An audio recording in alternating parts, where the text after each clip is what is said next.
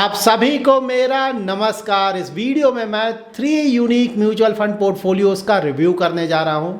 अगर आप phronesis investor academy YouTube channel के सब्सक्राइबर हैं तो आप भी हमें मेल कर सकते हैं अपना पोर्टफोलियो contact@phronesisInvestor.com पे। सारे पोर्टफोलियोज का रिव्यू पॉसिबल नहीं है। जो भी पोर्टफोलियोज हमारे पास आते हैं उसमें से कुछ पोर्टफोलियोज का हम रिव्यू कर पाते हैं। यहाँ पे ये भी ध्यान में रखें, ये एजुकेशनल चैनल है तो किसी तरह का बाय या सेल या किसी तरह का एडवाइस या रिकमेंडेशन यहाँ पे नहीं दिया जाएगा। सिर्फ हम क्वालिटी ऑफ फंड और नंबर ऑफ फंड्स पे कमेंट करेंगे। अगर आप भी अपना पोर्टफोलियो हमें मेल करना चाहते हैं तो वीडियो के लास्ट में मैं आपको बताऊंगा कि हमें मेल करते वक्त आपको किन किन बातों का ध्यान रखना होगा। यह है आज का हमारा फर्स्ट पोर्टफोलियो। देखिए, रिस्क प्रोफाइल मॉडरेट। तो मॉडरेट रिस्क प्रोफाइल का मतलब ये हुआ कि इन्वेस्टर रिस्क तो लेना चाहता है लेकिन बहुत ज्यादा रिस्क लेना नहीं चाहता है। इन्वेस्टमेंट होराइजन मैक्सिमम 10 इयर्स का है। तो 10 इयर्स के आसपास अगर इन्वेस्टमेंट होराइजन हो तो इक्विटी इन्वेस्टमेंट के लिए वो बहुत अच्छा माना जाता है, क्योंकि इक्विटी बहुत रिस्की प्रोडक्ट है। अगर लॉन्ग टर्म का इन्वेस्टमेंट होराइजन है तब तो अच्छे रिटर्न्स हम जनरली एक्सपेक्ट कर सकते हैं, लेकिन शॉर्ट टर्म के इन्वेस्टमेंट होराइजन में बहुत ज्यादा रिस्की हो जाता है।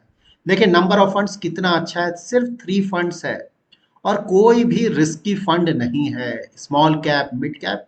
देखिए, स्मॉल कैप, मिड कैप जो फंड्स हैं वहां बिल्कुल इन्वेस्टमेंट किया जा सकता है, लेकिन वहां पे रिस्क बहुत ज्यादा होता है। तो आइडियली आपका रिस्क प्रोफाइल एग्रेसिव या वेरी एग्रेसिव होना चाहिए। तो यहाँ पे सिर्फ मॉडरेट है रिस्क प्रोफाइल। तो इन्होंने बहुत अच्छी तरह से पोर्टफोलियो बनाया है। देखिए, नंबर 1 फंड है ICICI pro Nifty 50 index fund. 50% का एक्सपोजर यहाँ लिया है। तो इंडेक्स फंड है, आपको इंडिया की जो टॉप 50 कंपनीज है मार्केट कैप वाइज वहां पे एक्सपोजर मिल रहा है, तो बहुत अच्छा है ये। सेकंड है UTI flexi cap fund, 25% exposure. देखिए, यूटीआई फ्लेक्सी कैप फंड पिछले कुछ समय अगर देखा जाए तो परफॉर्मेंस अच्छा नहीं आ रहा है, लेकिन हाँ, पहले ये टॉप परफॉर्मर हुआ करता था, बहुत अच्छा track record. But last 1 to 2 year से परफॉर्मेंस नहीं आ रहा है यहाँ पे। लेकिन हाँ, आपको पता है ग्रोथ स्टाइल ऑफ इन्वेस्टिंग को ये फॉलो करते हैं और ज्यादातर ग्रोथ स्टाइल ऑफ इन्वेस्टिंग को फॉलो करने वाले फंड्स अंडर परफॉर्म कर रहे हैं। तो इंटरेस्ट रेट कट आने वाला है सेकेंड हाफ में मोस्टली। तो इंटरेस्ट रेट कट जब होना स्टार्ट हो जाएगा तो मोस्टली देखा जाता है कि ये जो ग्रोथ स्टॉक्स हैं, अच्छे क्वालिटी के ग्रोथ स्टॉक, उनका परफॉर्मेंस भी अच्छा आता है। तो आइडियली जो ग्रोथ स्टाइल ऑफ इन्वेस्टिंग वाले फंड्स हैं उन्हें इस साल तक का टाइम हमें जरूर देना चाहिए, और इसके बाद भी अगर नेक्स्ट ईयर के शुरू में भी अगर परफॉर्मेंस नहीं आता है तो वहां पे कॉल लिया जा सकता है कि इन फंड्स का क्या किया जाए। थर्ड फंड है ICICI Pru ELSS tax saver. तो ये फंड बेंचमार्क के आसपास ही परफॉर्मेंस है, थोड़ा बहुत अंडर परफॉर्मेंस है बट उतना चलता है। और अगर आपने टैक्स सेविंग के पर्पज से यहाँ इन्वेस्टमेंट किया है तब तो ठीक है। यहाँ पे हमेशा ध्यान में रखें कि ELSS that is tax saver funds में 3 ईयर का लॉक इन होता है। तो अगर टैक्स सेविंग के पर्पज से इन्वेस्ट करना है तभी आप ईएलएसएस फंड्स में इन्वेस्ट करें, नहीं तो दूसरे काफी सारे अच्छे क्वालिटी के फंड्स हैं जहाँ के इन्वेस्टमेंट किया जा सकता है। सो ओवरऑल रिस्क प्रोफाइल और इन्वेस्टमेंट होराइजन वाइज ये पोर्टफोलियो अच्छा है। यूटीआई फ्लेक्सी कैप का ऑफ कोर्स हमें परफॉर्मेंस रिव्यू करना चाहिए, एवरी 3-4 मंथ्स में जरूर इसका परफॉर्मेंस रिव्यू करें। और इस साल के अंत तक या फिर नेक्स्ट ईयर के शुरुआत में भी अगर परफॉर्मेंस नहीं दिखता है तो वहां पे आप डिसाइड कर सकते हैं कि इस फंड के साथ क्या किया जाए। ये हमारा सेकंड पोर्टफोलियो। देखिए, रिस्क प्रोफाइल क्या है, moderate for coming next 2 years and aggressive for 8 years thereafter. तो ये बहुत ही इंटरेस्टिंग रिस्क प्रोफाइल है। एनी हाउ इन्वेस्टमेंट होराइजन काफी अच्छा है इनका 10 इयर्स का। एसेट एलोकेशन अगर आप देखेंगे तो इक्विटी में इन्होंने स्टॉक्स और म्यूचुअल फंड्स दोनों में इन्वेस्टमेंट किया है, और थोड़ा इन्वेस्टमेंट इनका रियल एस्टेट में है और ओन फ्लैट है जो कि काफी अच्छा है। तो यहाँ पे देखिए, इन्होंने लार्ज एंड स्मॉल कैप में senior citizen saving scheme, FD, SBI और केनरा रूबिको हाइब्रिड फंड और लाइफ इंश्योरेंस में भी अपना इन्वेस्टमेंट किया है। तो देखिए, ये फंड्स हैं इनके। तो देखिए, नंबर 1 है axis blue chip fund, second है केनरा रूबिको ब्लू चिप फंड, और नंबर 4 अगर आप देखें तो यूटीआई निफ्टी 50 इंडेक्स फंड। देखिए, यहाँ पे 3 लार्ज कैप फंड्स हैं। एक तो आपका इंडेक्स फंड है यूटीआई निफ्टी, और 2 एक्टिवली मैनेज्ड फंड है। तो देखिए, लार्ज कैप के फंड्स में ऑफ कोर्स एक्सपोजर हमें लेना चाहिए, लेकिन उसके लिए 3 फंड्स की जरूरत नहीं है। अगर आप कोई इंडेक्स फंड सेलेक्ट कर रहे हैं लाइक निफ्टी 50 का इंडेक्स फंड, तो सिर्फ एक फंड सफिशियंट है, क्योंकि यहाँ आपको इंडिया के जो टॉप 50 कंपनीज है मार्केट कैप वाइज उसमें एक्सपोजर मिल जा रहा है। यहाँ पे अगर आप एक्टिवली मैनेज्ड फंड और इंडेक्स फंड दोनों को मिक्सअप करेंगे तो पूरा ओवरलैप होगा। तो आइडियली जब भी हम अपना पोर्टफोलियो बनाए तो अगर सिर्फ एक इंडेक्स लार्ज कैप का इंडेक्स फंड में अगर इन्वेस्टमेंट कर रहे हैं तो वहां पे एक्टिवली मैनेज फंड्स को हम अवॉइड कर सकते हैं। और अगर आप किसी एक्टिवली मैनेज फंड में अवॉइड कर इन्वेस्टमेंट कर रहे हैं लाइक एक्सिस या फिर केनरा रूबिको, तो वहां पे इंडेक्स फंड्स को अवॉइड किया जा सकता है। इन फंड्स का अगर आप क्वालिटी देखें तो axis blue chip fund, of course axis के ज्यादातर इक्विटी फंड्स अंडर परफॉर्म कर रहे हैं ऑलमोस्ट 2 ईयर्स या उससे थोड़ा ज्यादा ही। बहुत बड़ा रीजन है of course growth style of investing. तो ऑलरेडी मैंने कमेंट किया हुआ है लास्ट पोर्टफोलियो में कि जो जो भी funds growth style of investing को फॉलो करते हैं उनके साथ किस तरह का अप्रोच होना चाहिए। सेकंड फंड है केनरा रूबिको ब्लू चिप फंड। ये भी बहुत अच्छा फंड है, बट हाँ थोड़ा बहुत अंडर परफॉर्मेंस चल रहा है, बट उतना चलता है, काफी अच्छा फंड है। PGIM India flexi cap, again यहाँ पे अंडर परफॉर्मेंस है, यहाँ भी वही ग्रोथ स्टाइल ऑफ इन्वेस्टिंग का प्रॉब्लम है। पीजीआईएम के दोनों फंड्स फ्लेक्सी कैप और मिड कैप अपॉर्चुनिटीज बहुत अच्छा कर रहे थे, बट फिलहाल तो परफॉर्मेंस बिल्कुल डाउन एंड आउट है। तो वही same growth style of investing जो मैंने कमेंट किया उसको लेकर चला जा सकता है। आईसीआईसीआई प्रू वैल्यू डिस्कवरी, ये भी बहुत अच्छा फंड है, लेकिन रिस्की फंड है ये भी, क्योंकि यहाँ पे अभी देखिए ना वैल्यू स्टॉक्स का परफॉर्मेंस बहुत अच्छा चल रहा है, इसलिए फंड भी बहुत अच्छा कर रहा है। तो लॉन्ग टर्म में अगर आप देखेंगे तो परफॉर्मेंस तो अच्छा रहता है, लेकिन बीच बीच में यहाँ पे अंडर परफॉर्मेंस काफी आ सकता है, तो बहुत ज्यादा रिस्क ले सकते हैं, तभी इस तरह के फंड्स को कंसिडर करना चाहिए।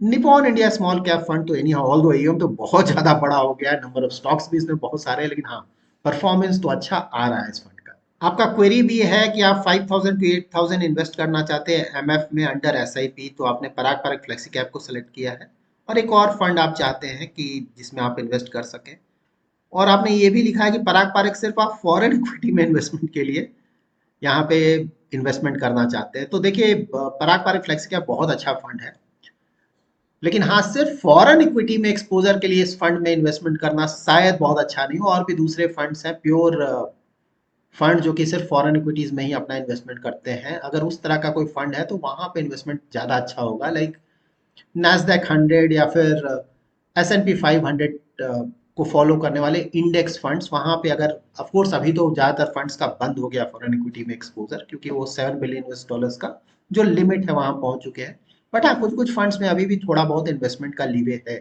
तो सिर्फ फॉरेन इक्विटी में अगर एक्सपोजर चाहिए तब तो वो जो प्योर फॉरेन इक्विटी में एक्सपोजर वाले फंड्स है ना वो ज्यादा सुटेबल है। बट हाँ अगर सिर्फ पराग पारक फ्लेक्सी कैप फंड को देखा जाए तो परफॉर्मेंस बहुत अच्छा है इस फंड का। और यहाँ पे देखिए और दूसरे फंड्स की आपको फ्रैंकली स्पीकिंग जरूरत है नहीं। फॉरेन इक्विटी में एक्सपोजर के लिए ऑफकोर्स एक फंड लिया जा सकता है, लेकिन उसके बाद और फंड्स की जरूरत नहीं है, ऑलरेडी आपका वेल डाइवर्सिफाइड पोर्टफोलियो है। क्वालिटी ऑफ स्टॉक्स देखिए आपका अच्छा है, Reliance industries, IRCTC of course काफी अच्छा क्वालिटी है, लेकिन हाँ काफी ज्यादा ओवर वैल्यूड हो गया है। टाटा पावर भी ठीक है, टाटा मोटर्स भी ठीक है। एलआईसी का परफॉर्मेंस देखना होगा, मतलब रिसेंट टाइम्स में तो स्टॉक अच्छा खासा ऊपर गया है, लेकिन हाँ कंपनी का परफॉर्मेंस अगर अच्छा आता है तभी स्टॉक फ्यूचर में ऊपर जाएगा। ओके सो आपने लिखा है have completed your MMF course which is no doubt excellent and now doing MSI course also which is again excellent as well as effective, thank you sir। Note में आपने लिखा है retired from central government executive post very recently, no such overhead cost to incurred in coming days, plus no health insurance scheme but enjoy the departmental CGHS facility, I am a pension holder। तो sir अगर life time दे रहे हैं वो आपको pension तब तो ठीक है, दिक्कत नहीं, होपफुली वो सफिशिएंट अमाउंट है क्योंकि अमाउंट आपने मेंशन नहीं किया है। और साथ में जो भी आपके डिपेंडेंट हैं उनका भी हेल्थ कवर होना चाहिए, अगर हेल्थ कवर है तो काफी अच्छा है। ये है आज का हमारा थर्ड पोर्टफोलियो, तो ये इन्वेस्टमेंट कर रहे हैं जैन 2022 से। बेस्ट पार्ट ये है कि planning 10% step up every year, जो कि बहुत अच्छा है। स्टेप अप का मतलब ये हुआ कि जो भी आपका एसआईपी अमाउंट है वो आप एवरी ईयर उसमें थोड़ा थोड़ा अमाउंट बढ़ा रहे हैं, तो ये अगर पॉसिबल है तो हम सभी को करना चाहिए। लॉन्ग टर्म में जो छोटा छोटा अमाउंट भी आप बढ़ाएंगे अपने एसआईपी का, तो लॉन्ग टर्म में कंपाउंडिंग के कारण उसका बहुत अच्छा इफेक्ट पड़ेगा और अच्छा कॉर्पस बनाने में मदद मिलता है। रिस्क प्रोफाइल एग्रेसिव है, पीरियड 15 ईयर्स और एबव है, तो ये बहुत अच्छा है इक्विटी इन्वेस्टमेंट के लिए। इन्होंने टारगेट मार्केट कैप और प्रेजेंट मार्केट कैप भी मेंशन किया है, तो हमारे लिए टारगेट वाला ज्यादा इंपॉर्टेंट होगा क्योंकि यहीं पे ये लाना चाहते हैं फाइनली अपना। तो लार्ज कैप 40%, मिड कैप 40% और स्मॉल कैप 20%। तो देखिए अगर कोई बहुत ज्यादा रिस्क ले सकता है, investment horizon very long term का है, तो लार्ज कैप में अबाउट 40-50% का एक्सपोजर लिया जा सकता है, और मिड कैप स्मॉल कैप में भी ज्यादा एक्सपोजर लिया जा सकता है। यहाँ पे आपने एसेट एलोकेशन में इक्विटी 100% और डेट 0% लिख दिया है, लेकिन डेट में भी आपका एलोकेशन है। गोल्ड में इन्वेस्टमेंट के लिए आप मल्टी एसेट फंड में इन्वेस्टमेंट करें, देखिए ये सही नहीं होगा।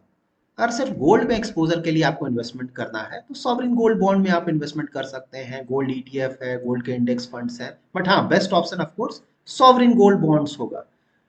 तो सिर्फ एक पर्टिकुलर एसेट क्लास के लिए पूरे एसेट क्लासेस में इन्वेस्टमेंट करना मल्टी एसेट फंड के थ्रू सही नहीं होगा। तो यहाँ पे आप डिसाइड कर सकते हैं क्या करना है। रिटायरमेंट के लिए एनपीएस में भी आपका इन्वेस्टमेंट हो रहा है, तो देखिए आप रिस्क बहुत ज़्यादा ले रहे हैं, तो होपफुली आपका एनपीएस में इक्विटी का जो मैक्सिमम एक्सपोजर है वो आप कर रहे हैं, एसएसवाई में इन्वेस्ट कर रहे हैं, टर्म प्लान आपका है सफिशिएंट, बहुत अच्छा, हेल्थ इंश्योरेंस कवर भी आपका सफिशिएंट है जो कि बहुत अच्छा है, इमरजेंसी फंड फिलहाल नहीं है लेकिन आप बना रहे हैं तो बिल्कुल इसे जल्दी से जल्दी बना लीजिए। तो ओवरऑल आपने काफ़ी अच्छी तरह से सारे डिटेल्स मेंशन किए हैं जो कि बहुत अच्छा है। देखिए इन्वेस्टमेंट करने से पहले ये चीज़ों के बारे में जानकारी होनी चाहिए। अगर किसी को इन चीज़ों के बारे में जानकारी है, आपने मेंशन किया, इसका मतलब ही है कि काफ़ी हद तक आपको पता चल चुका है कि इन्वेस्टमेंट कैसे करना है। सो नाउ हम फंड्स को चेक कर लेते हैं। तो देखिए एक्सेस ग्रोथ अपॉर्चुनिटीज फंड थोड़ा अंडर परफॉर्मेंस आया था उधर, लेकिन फिलहाल परफॉर्मेंस ठीक चल रहा है। एक्सेस के कुछ इक्विटी फंड्स हैं जहाँ की परफॉर्मेंस ठीक ठाक चल रहा है, इस फंड का परफॉर्मेंस फिलहाल ठीक चल रहा है। और यहाँ पे PGM India mid cap already मैंने आपको बताया था, परफॉर्मेंस बिल्कुल डाउन एंड आउट है। ग्रोथ स्टाइल ऑफ इन्वेस्टिंग, तो इसके बारे में ऑलरेडी मैंने कमेंट किया हुआ है कि ग्रोथ स्टाइल ऑफ इन्वेस्टिंग में क्या करना है।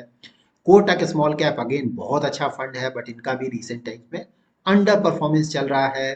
ICICI Pru Nifty 50 index fund बहुत अच्छा है, इंडेक्स लार्ज कैप के लिए इंडेक्स फंड में आपने इन्वेस्टमेंट किया है।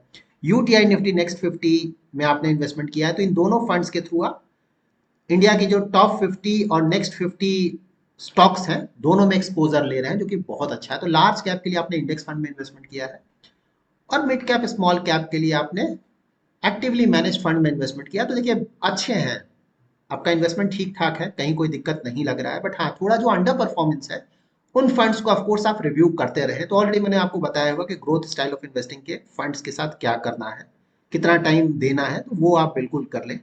और यहाँ पे आपने quant multi asset fund again बहुत अच्छा करा है। क्वांट के तो खैर सारे फंड्स ही अच्छा कर रहे हैं फिलहाल। ICICI Pru equity and debt भी अच्छा कर रहा है। केनरा रूबिको ईएलएसएस फंड, ये भी बहुत अच्छा परफॉर्मेंस था, थोड़ा बहुत फिलहाल अंडर परफॉर्मेंस यहाँ पे आ रहा है। यहाँ पे स्कीम्स भी आपने देखिए बहुत अच्छी तरह से सेलेक्ट किया है इन्वेस्टमेंट होराइजन वाइज। देखिए यहाँ पे देखिए प्योर इक्विटी फंड्स है, यहाँ पे आपने 15 ईयर्स का इन्वेस्टमेंट होराइजन रखा है जो कि बहुत अच्छा है।